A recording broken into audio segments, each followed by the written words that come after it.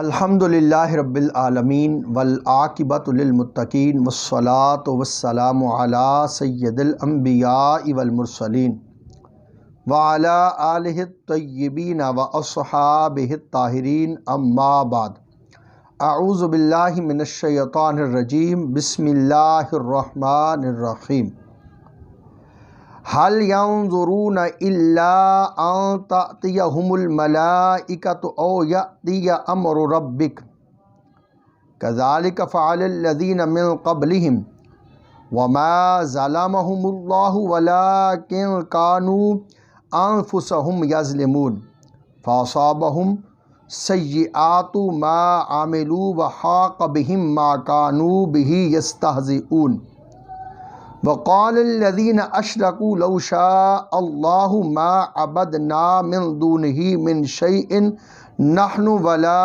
آباؤنا ولا حرمنا من دونه من شيء كذلك فعل الذين من قبلهم فهل على الرسل إلا البلاغ المبين صدق الله العظيم اللهم صل على سيدنا ومولانا محمد وعلی آل سیدنا و مولانا محمد وبارک وسلم وصلی علیہ۔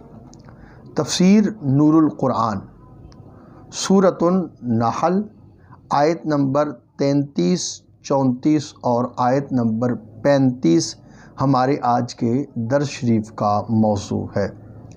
سب سے پہلے تلاوت کیے گئے قرآنی الفاظ کا اردو ترجمہ اور پھر ان الفاظ کے تحت جو ارشادات حضور قبلہ فرید العصر رحمۃ اللہ تعالیٰ علیہ نے تفسیر نور القرآن شریف میں بیان فرمائے ان کو پڑھنے کی سعادت حاصل کریں گے۔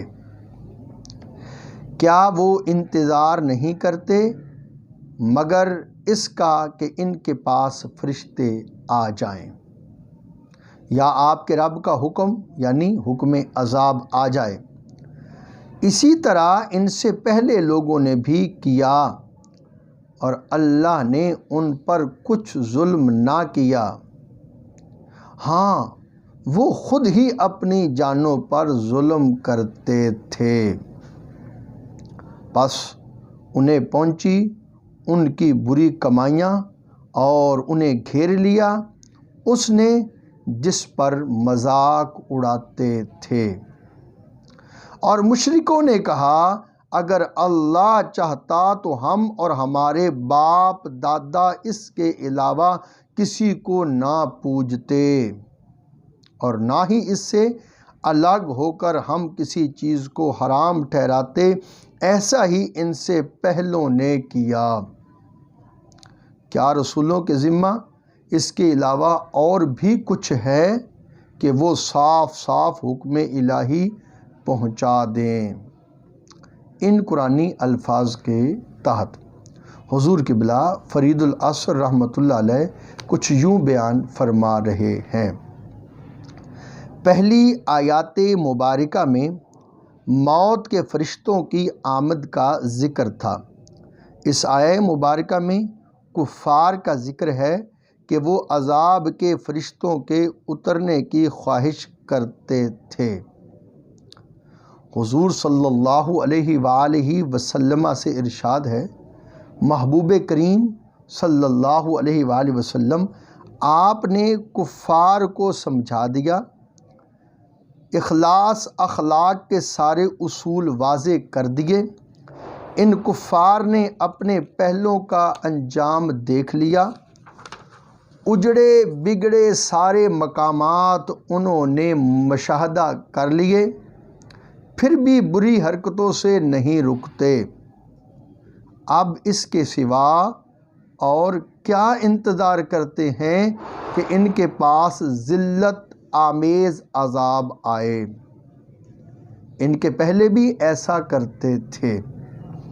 جس قوم پر جو بھی عذاب آیا ان پر اللہ نے ظلم نہیں کیا، وہ ان کا اپنا ہی کردار تھا۔ جس کا صلہ ملا انہوں نے خود ہی اپنی جانوں پر ظلم کیا، جس کی شرارتوں سے دوسرے کو نقصان پہنچے یہ بھی ظلم ہے۔ اپنی خود غرضی پر ناانصافی کرنے والا بھی ظالم ہے، کسی پر حسد کرنے والا بھی ظالم ہے۔ ان کفار میں ظلم کی یہ ساری صورتیں موجود تھیں، انہیں اپنے کیے کی سزا ملی اور انہیں اس عذاب نے گھیر لیا جس کے آنے پر مذاق اڑاتے تھے۔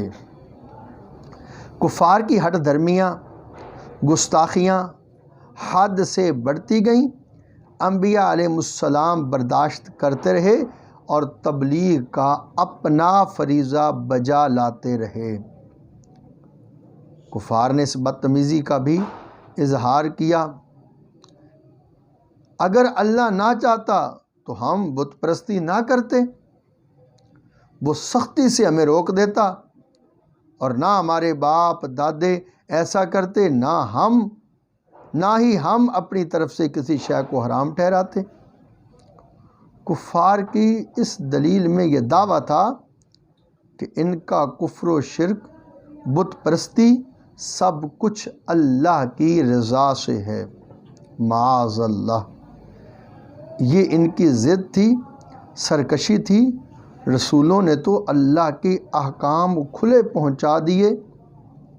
کفار جب توحید کے واضح دلائل کے سامنے ناکام ہو گئے تو اس کمزور دلیل کا سہارا لیا کہ اللہ چاہتا تو ہمیں بت پرستی سے روک دیتا اور ہمیں شرک کرنے کی طاقت ہی نہ ہوتی۔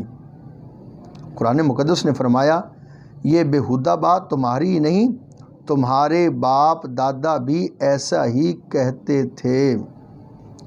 انسان کو یہ شرف دیا گیا ہے کہ وہ حق و باطل کو سمجھے، عقل و انصاف سے کام لے کر حق کی اتباع کرے۔ اگر اسے مجبور کیا جاتا تو انسان اور جانوروں میں کیا فرق رہ جاتا؟ اللہ تعالیٰ نے انسان کو اختیار دے کر بھیجا ہے، اگر وہ اس اختیار کو اللہ کی اطاعت میں استعمال کرے تو ثواب ہے، اور نافرمانی میں استعمال کرے تو عذاب ہے۔ اس کے نتیجہ میں قیامت کے سارے ہنگامے ہیں۔ اگر اللہ چاہتا تو سب کو مجبور کر کے اپنی اطاعت کرا لیتا، تو کس کی مجال تھی کہ اطاعت سے انکار کرتا؟